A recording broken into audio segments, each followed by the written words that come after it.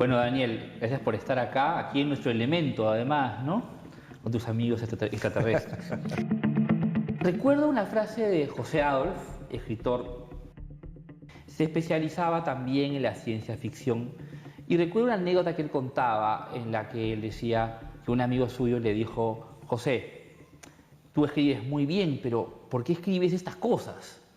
¿No? Refiriéndose justamente a esta vena de ciencia ficción. ¿Ha cambiado la situación del escritor de ciencia ficción en el Perú? Yo creo que sí ha cambiado la visión, y no solo del escritor de ciencia ficción, sino de, digamos, del lector en general, ¿no? ¿Qué pasa? Hasta quizás principios del 2000 no existía esto del Internet, no estaba tan difundido, y me parece que todavía manteníamos una visión muy marcada entre lo que era pues su literatura, ¿no? Estaría pues la literatura de género, el policial, la ciencia ficción, el terror, y un tipo de literatura pues digamos, bueno, formal, aceptada, por decirlo así.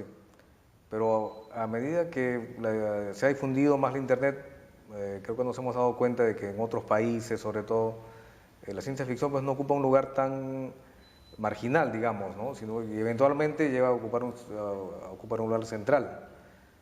Por ejemplo, actualmente en Estados Unidos, con las recientes elecciones, uno de los libros más vendidos fue 1984, De Orwell. de Orwell. Y en estos momentos hay una miniserie, El cuento de la criada, basado en una novela de Margaret Atwood, ¿no? Que describe una distopía. ¿Y es injusto quizá este papel excéntrico que le hemos dado a la ciencia ficción? Increíble eso, ¿no? O sea, como este autor Julián Manuel del Portillo dice, bueno, se le ocurre pensar, ¿no? Que una persona nacida en esa época o de esa época es trasladada al futuro, ¿no? Muy raro eso, no solamente en el Perú, sino en muchas literaturas, en otros ámbitos. Esta novela además trata de una Lima efectivamente en los años 40 del siglo XX, donde hay grandes artes científicos y donde se permite volar la imaginación del autor, inventándose máquinas, ciudades iluminadas completamente. De ahí tenemos que remontarnos a Clemente Palma.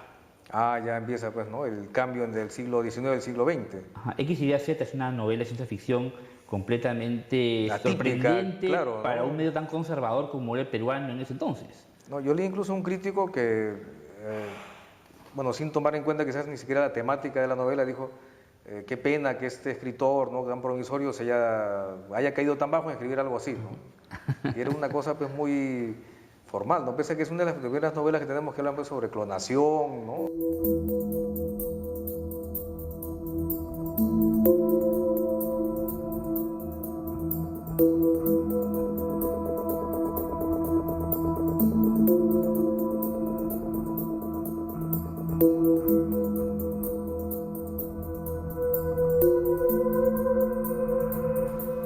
Pasan los años y en las siguientes décadas aparecen nombres que sí tienen éxito comercial y son de ciencia ficción.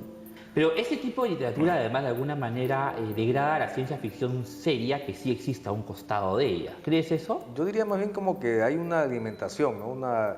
Porque ha habido casos en Estados Unidos, por ejemplo, cuando una vez un grupo de autores, ¿no? Quiso crear una especie de género dentro del género, es decir, vamos a hacer una ciencia ficción basada solamente en lo posible de la ciencia, ¿no? Ya. Ellos mismos tuvieron que abandonar ese movimiento porque, Porque es muy limitado. claro, o sea, de repente se te ocurre, por ejemplo, uno de los fundamentos de ese movimiento es decir, no vamos a poder contactarnos nunca con seres extraterrestres porque están demasiado lejos. Pero si tú quieres hacer una novela extraterrestre, pues no puedes decir, uy, me voy a limitar porque no es posible científicamente. Sería aburrido además, ¿no? Claro, Eso pasaba. Tengo una impresión que después de este pequeño boom de la ciencia ficción en los años 70 en el Perú, en los 80 hay una especie de vacío. No he encontrado otra ciencia ficción que surjan en ese entonces, ni tampoco mucho en los años 90. Hay una especie pues, de cráter oscuro. ¿Estás de acuerdo con eso o te parece que siguió la tendencia? Yo creo, una vez, no, entre los 60 y los 70, por ejemplo, también surgen autores como Juan Rivera Saavedra, ¿no? Él tiene un libro que se llama Cuentos sociales de ciencia ficción. Yo una vez conversé con el autor y él me decía pues, que él justo quería apartarse de una ciencia ficción así espectacular, no sé, del space opera, ¿no? Y hacer pues cuentos con una especie de reflexión sobre el presente, ¿no? Los temas como el racismo, la sobrepoblación. Y en 1982, me parece que es cuando José Ábalos publica Mañana las ratas, ¿no? Que es una especulación sobre ya pues el futuro del Perú. Yo imagino que debe haber pues más escritores, pero habría que hacer pues, una labor casi de arqueología, ¿no? Pero a partir del 2000 uno va a librerías y comienza a encontrar autores jóvenes que escriben y ya masivamente sobre novelas de ciencia ficción y que todas giraban alrededor de un tema que era el líder mesiánico que salva a la humanidad. La ciencia ficción no siempre se nutre de... No necesariamente es una tradición literaria, ¿no? Y menos en el Perú. Creo que mucho de nuestra ciencia ficción también se nutre de los otros medios, ¿no? De la televisión, el cine, las series, ¿no? Que bueno, buscan siempre un protagonista heroico. O sea, mucha ciencia ficción es influida por los videojuegos. Digamos, recibimos la ciencia ficción, por decirlo así, de otros países donde está más desarrollada, más difundida. Y entonces, originalmente uno dice, bueno, voy a copiar estos temas, ¿no? Voy a copiar este estilo. Y los copian en literal, bloque. claro, literal.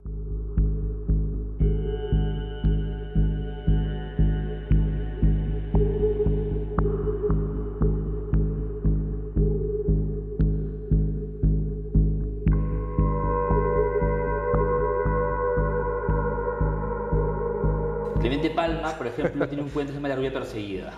Es un cuento que... La última rubia. La última rubia, perdón.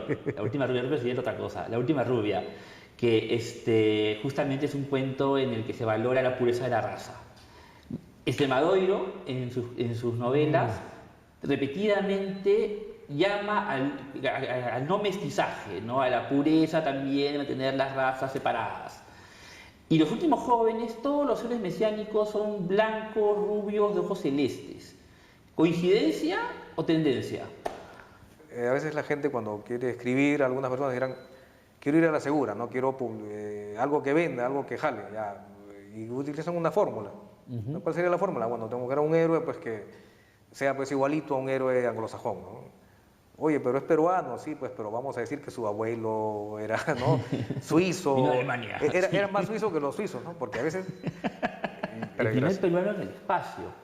Tu primer libro, unipersonal, porque has participado en 70.000 antologías. No tantas, pero sí. ¿Tienes algún proyecto nuevo aparte de este? Bueno, más cuentos, ¿no? Otros cuentos, pero dentro de la novela, bueno, estoy documentándome, quiero hacer una novela de historia alternativa en la que el Perú gana la guerra del Pacífico.